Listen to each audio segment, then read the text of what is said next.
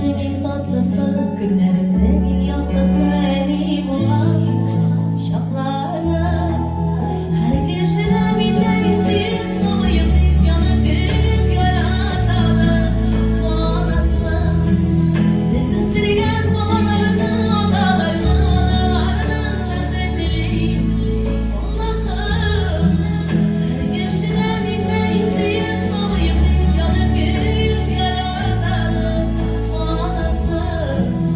Biz üstüne balalarını, odalarını, analarını rahmetliyim Allah'ım, Allah'ım.